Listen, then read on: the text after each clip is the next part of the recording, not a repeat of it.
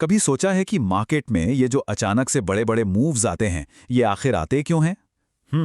ज्यादातर मामलों में इसके पीछे स्मार्ट मनी का हाथ होता है। तो आज हम लोग एक ऐसी ही जबरदस्त स्ट्रेटजी को समझने वाले हैं जो हमें इन बड़े प्लेयर्स के साथ चलना सिखाएगी, और इसका नाम है ऑर्डर ब्लॉक स्ट्रेटजी। तो सवाल यही उठता है कि क्या हम जैसे रिटेल ट्रेडर्स भी मार्केट को उसी नज़र से देख सकते हैं जिस नज़र से ये बड़े बड़े हेज फंड्स और इंस्टीट्यूशंस देखते हैं? जवाब है बिल्कुल हाँ। और आज हम उसी तरीके की खोज करने वाले हैं। देखिए, इस सवाल का जवाब छिपा है स्मार्ट मनी के छोड़े हुए निशानों में। तो चलिए सबसे पहले ये समझते हैं कि आखिर ये स्मार्ट मनी होता क्या है और हम इनके फुटप्रिंट्स यानी कि इनके कदमों के निशान कैसे पहचान सकते हैं। तो स्मार्ट मनी ये उन बड़े प्लेयर्स के लिए इस्तेमाल होने वाला शब्द है, जैसे कि बड़े बड़े बैंक्स, इंस्टीट्यूशंस और हेज फंड्स।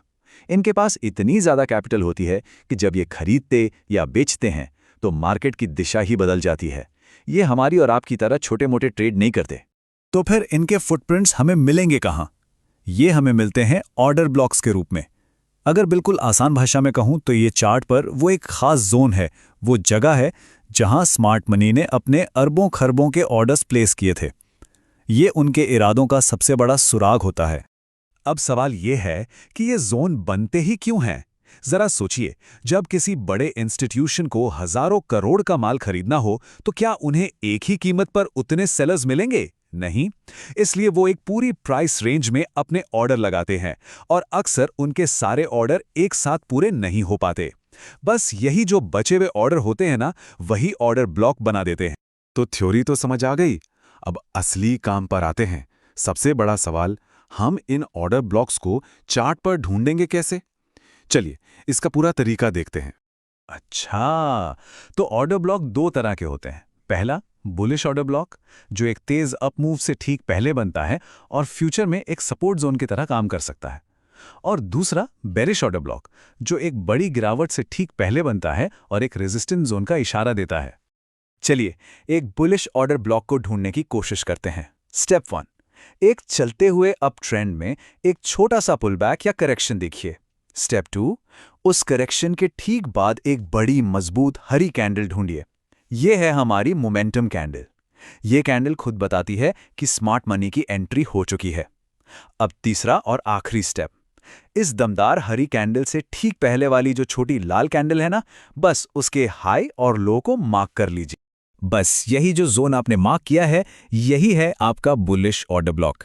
ऐसा माना जाता है कि इसी जोन में स्मार्ट मनी के बचे हुए बाइंग ऑर्डर्स पड़े हो सकते हैं, और जब भी कीमत दोबारा यहां आएगी तो वो ऑर्डर्स एक्टिवेट हो सकते हैं और मार्केट को ऊपर ले जा सकते हैं।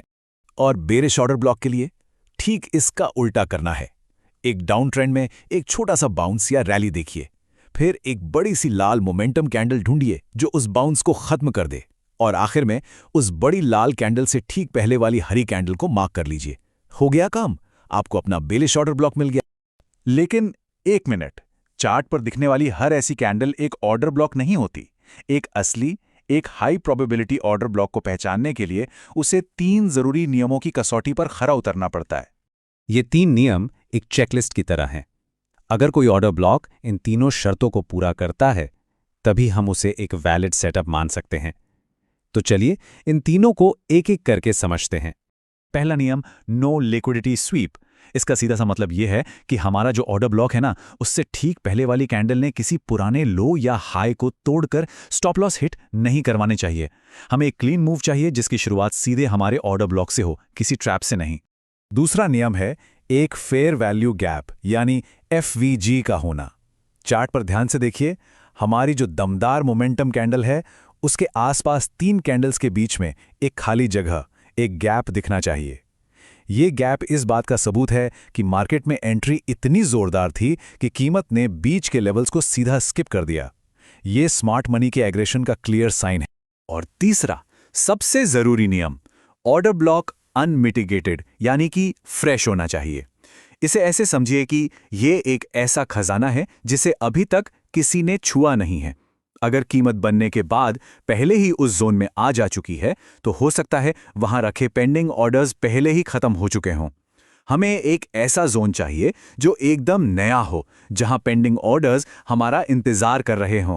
तो अब हमारे पास पहचान करने का तरीका है और हमारे पास वैलिडेशन के 3 नियम भी हैं। अब वक्त है इन सबको जोड़कर एक एक्शन प्लान बनाने का। एक्शन प्लान बहुत सीधा सा है। सबसे पहले उन 3 सुनहरे नियमों का इस्तेमाल करके एक सही ऑर्डर ब्लॉक ढूंढिए। फिर इंतजार करिए कि कीमत घूमकर उस जोन में वापस आए और वहीं अपनी एंट्री प्लान करिए। और हाँ, सबसे जरूरी चीज, रिस्क मैनेजमेंट। हमेशा उस जोन के ठीक बाहर अपना स्टॉप लॉस लगाना कभी नहीं भूलना है। तो कुल मिलाकर इस पूरी स्ट्रैटेजी का निचोड़ बस इतना ही है। हमें उन जगहों को खोजना है जहां बड़े संस्थानों ने अपने अधूरे ऑर्डर छोड़े हैं और इस उम्मीद में ट्रेड करना है कि जब कीमत उन ऑर्डर्स को पूरा करने के लिए वापस लौटेगी तो हमें एक जबरदस्त रिएक्शन देखने को मिल सकता है। तो क्या ऐसा कहा जा सकता है कि ये ऑर्डर ब्लॉक्स मार्केट का एक छिपा हुआ नक्शा है? एक ऐसा नक्शा जो शायद हमें पहले ही बता सकता है कि अगला बड़ा मूव कहां से शुरू होने वाला है। इस पर एक बार सोचिएगा जरूर।